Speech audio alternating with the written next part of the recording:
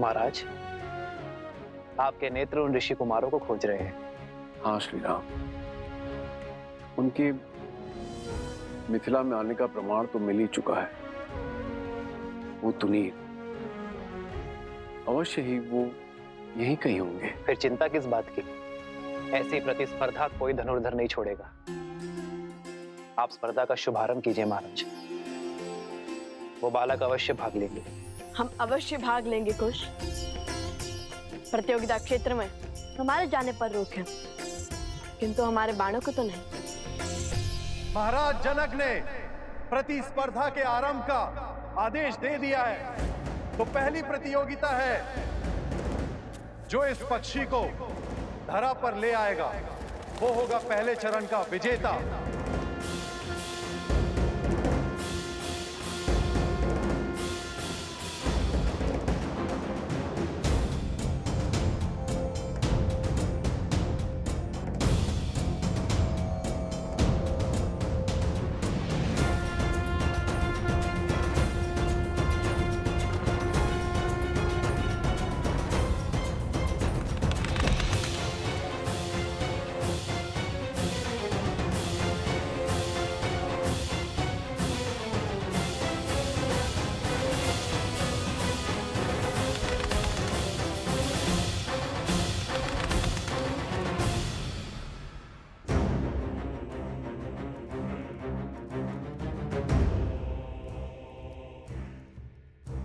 पुनः यही आ पहुंचा। वहां जाता हूँ जैसे आया था।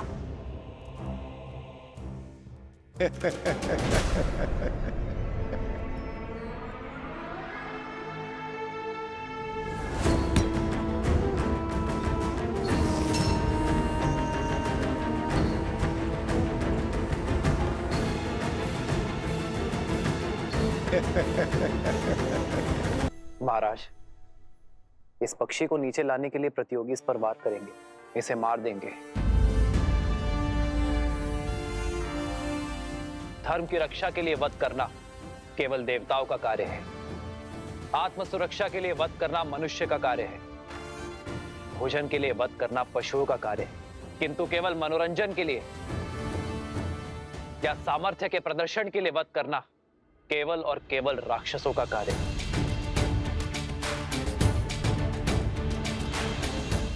उचित कहा प्रभु, किंतु अब क्या किया जाए? इस पक्षी को बिना मारे भूमि पर लाना होगा। उसे आहत करना निषेध है। उचित कहा आपने श्री राम। मैं ये कैसे नहीं समझा। जिन ऋषि कुमारों की मुझे खोज है वो इस प्रतियोगिता में जीव हत्या कदापि नहीं करेंगे। भ्राता कुशाध्वज,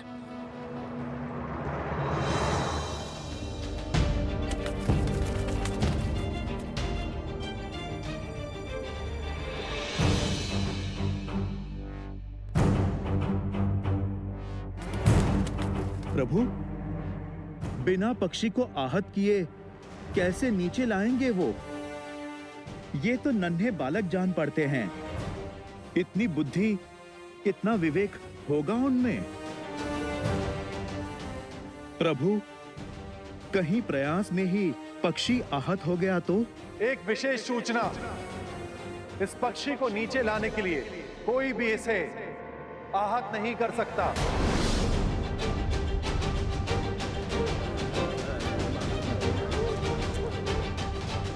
अरे बिना वार किए नीचे कैसे लाएंगे?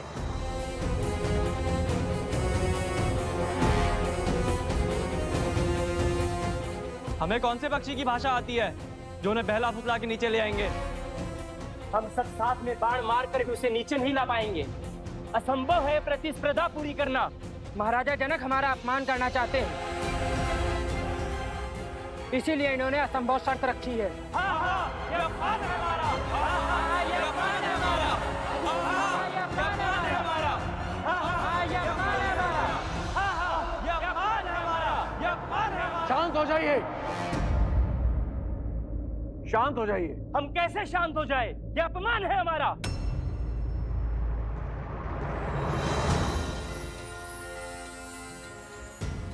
जय श्री राम। भैया वो देखिए, हनुमान जी, हनुमान जी। जय हनुमान, जय बजरंगबली। धन्य हो गए हम। पहले प्रभु श्री राम और अब हनुमान जी के भी दर्शन हो गए हमें। अब बस माता सीता के दर्शन हो जाए। राम नाम से सागर में पत्थर तैर गए महाशय। और आप कहते हैं बिना मारे पक्षी को नीचे लाना असंभव है। प्रतियोगिता का नियम है तो उसे पूरा करने वाला भी होगा, अन्यथा हार मान के अपने ध्वज को लज्जित करके आप चले जाइए यहां से।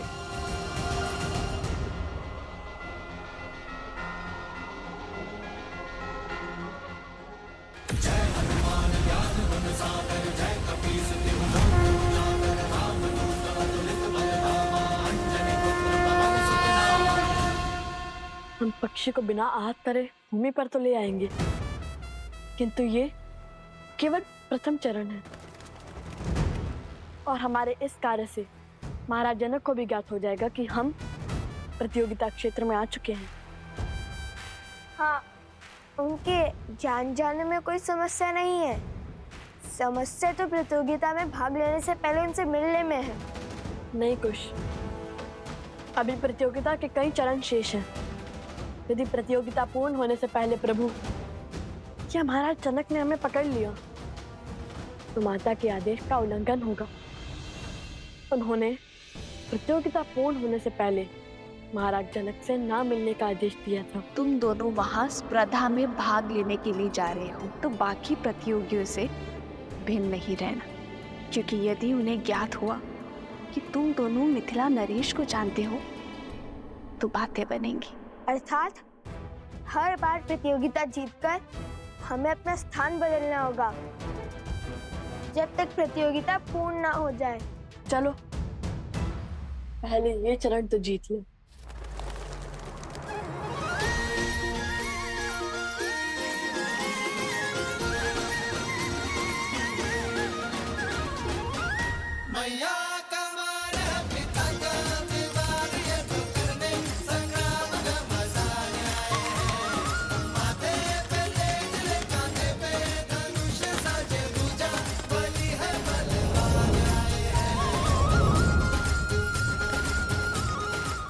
अभी नहीं कुछ, उसे तनिक हमारे महाराज के निकट तो आने दो।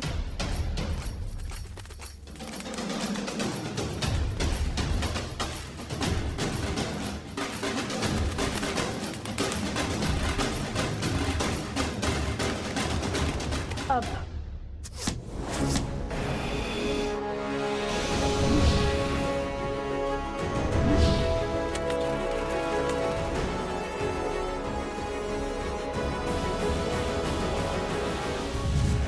वो देखिए तीर।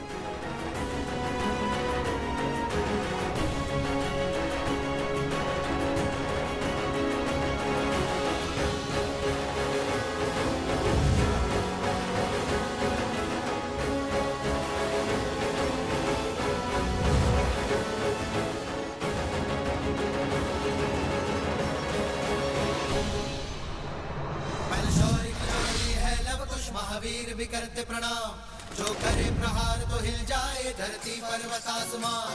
बलशौरी की जोड़ी है लव कुश महावीर भी करते प्रणाम, जो करे प्रहार तो हिल जाए धरती पर्वत आसमान। धनुष उठावे प्रत्यंचा जो करे बाण संधान, तो इनमें दिखे सीता का धीरज बल जैसे श्री राम। जाते राम की मर्यादा सीता का बलिदान, इनमें भक्ति में छोटे तो हनुमान आए। अद्भुत, वर्षों से ऐसी कला नहीं देखी मैंने।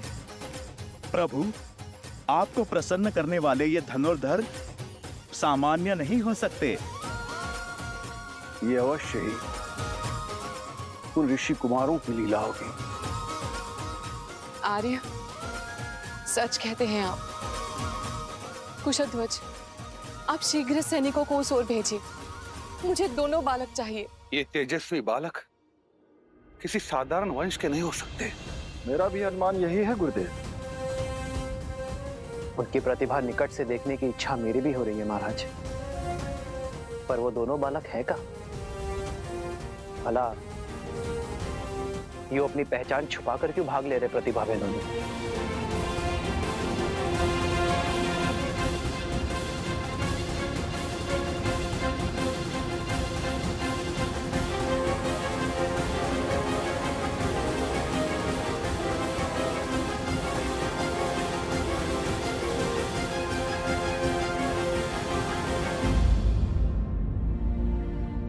मुझे पूर्ण विश्वास है कि ये वही वीर बालक है, किंतु ये छुप छुप किस स्पर्धा में भाग क्यों ले रहे हैं? उन बालकों को खोजना चाहते हैं तो प्रतिस्पर्धा आगे बढ़ाइए महाराज। जिन्होंने पहले चरण में अपना शौर्य दिखाया है, वो दूसरे चरण में भी अपनी उपस्थिति अवश्य दिखाएंगे। आनंद,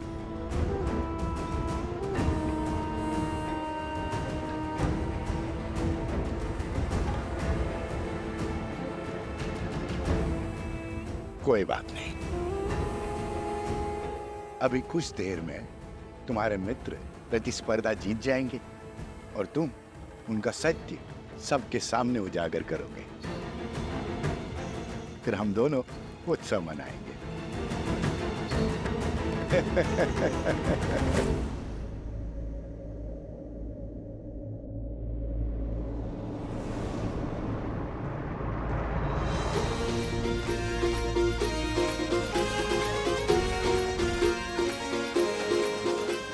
जाओ वहां, खोजो उन्हें।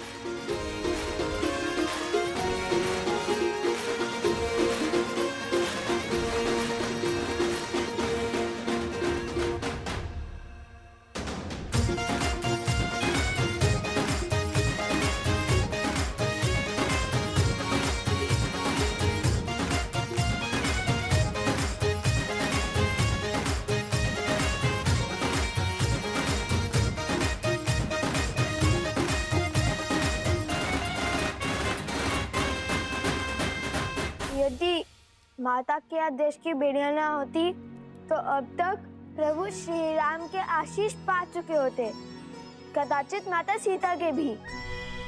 माता ने प्रतियोगिता पूर्ण होने से पहले महाराज जनक के समक्ष न आने का आदेश इसलिए दिया था ताकि महाराज जनक को कोई पक्षपाती न समझे,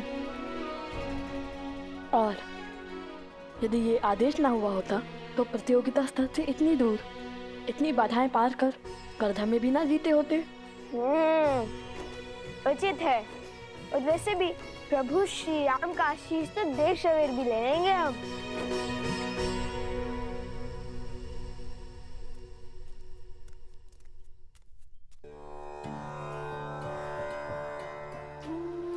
कितने सुंदर और अनोखे पुष्प हैं वन देवी, कहाँ से मिले?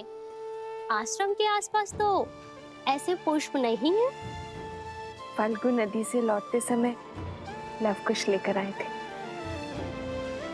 इतनी सुंदर और अद्वितीय माला बनाई, किंतु इतनी छोटी क्यों? ये मेरे आराध्य के लिए, जिनकी मूर्ति मैं सदा अपने साथ रखती हूँ। ये लवकुश भी ना जब सामने होते तो कोई ना कोई करतब कर मुझे चिंता में डाल देते हैं, और जब सामने नहीं होते तो किसी अनिष्ट का भय मेरी चिंता का कारण बन जाता है। तो सोचती हूँ किसी न किसी कार्य में अपना मन लगा लूं। आज भी न जाने कैसी चल रही होगी उनकी प्रतिस्पर्धा। कहीं माता उन्हें देखकर सत्य न जान गई हो। तो अब समय आ गया है इस प्रतियोगिता के दूसरे चरण का आरंभ करने का।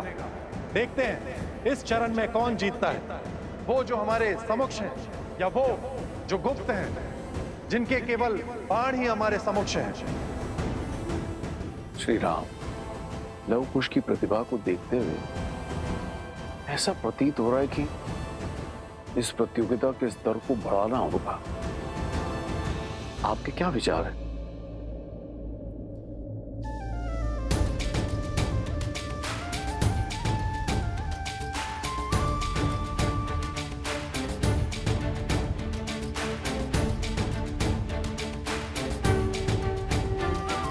श्री रामचंद्र कृपालु भजु मन हरण भव भय दारुणम नव कंज लोचन कंज मुख कर कंज पद कंजारुणम कंदर्प गणित अमित छवि नव नीला नीरज सुंदरम पटपीत मानहु दड़ित रुचि सुचि नौमि जनक सुतावरम श्री राम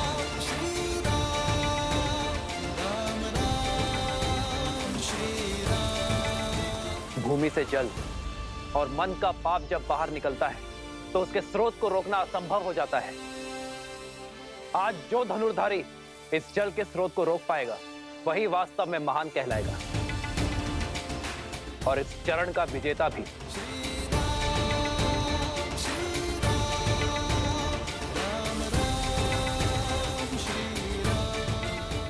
भूमि से निकले जल को रोकना कठिन होगा।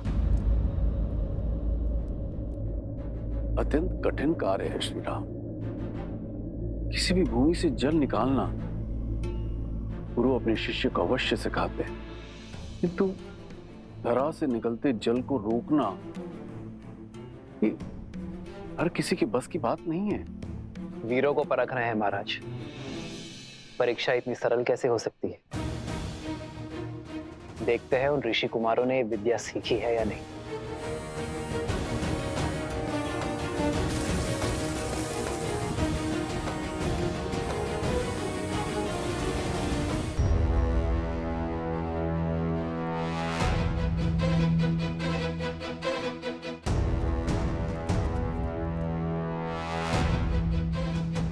भैया बिना माटी कंकड़ के इस धरती से निकलते जल को कैसे बंद करेंगे? असंभव।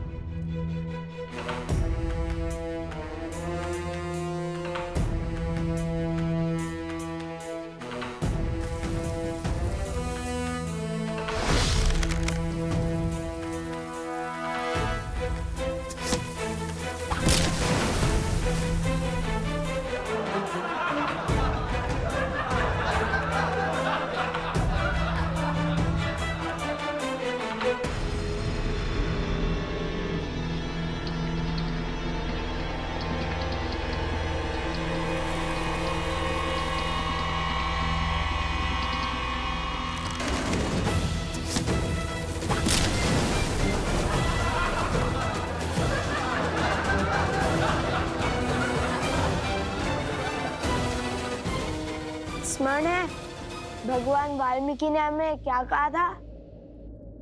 ईश्वर कोई कठिनाई ऐसे ही नहीं देता इसका हल संभव ना हो। अर्थात हमें समस्या पर नहीं, उनके शब्दों पर ध्यान देना चाहिए। श्री राम की दी हुई चुनौती को ठीक से समझना चाहिए। उनके मुख से निकले हर शब्द में ही संकट का हल होता है, किंतु सरल तो ये भी नहीं होगा, क्योंकि महान व्यक्ति और व्यक्तित्व के मुख से निकले शब्दों को समझने में कभी कभी पूरा जीवन निकल जाता है। अरे शीघ्र हल खोजिए भैया, जीवन भर यही थोड़ी ना छुपे बैठ सकते हैं। मन के गर्त से निकले पाप को रोकने के लिए क्या उपाय हो सकता है? ईश्वर की कृपा, और क्या।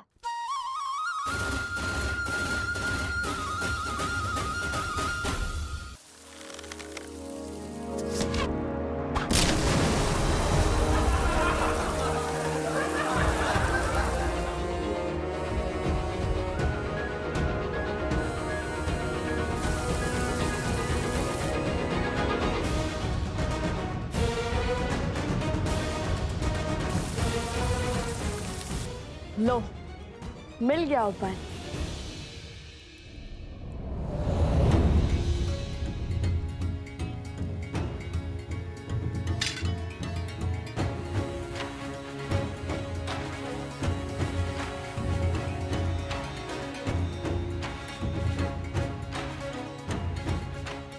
जल का प्रभाव नीचे से ऊपर है, तो उसे रोकने के लिए हमें उसका विपरीत अर्थात ऊपर से दबाव बनाना होगा। और श्री राम नाम के अतिरिक्त कौन है जो पाप के ज्वार और बहती जलधारा को रोक सके? अब इस जलधारा के मुख पर हमारे ईश्वर श्री राम नाम की मोहर लगेगी।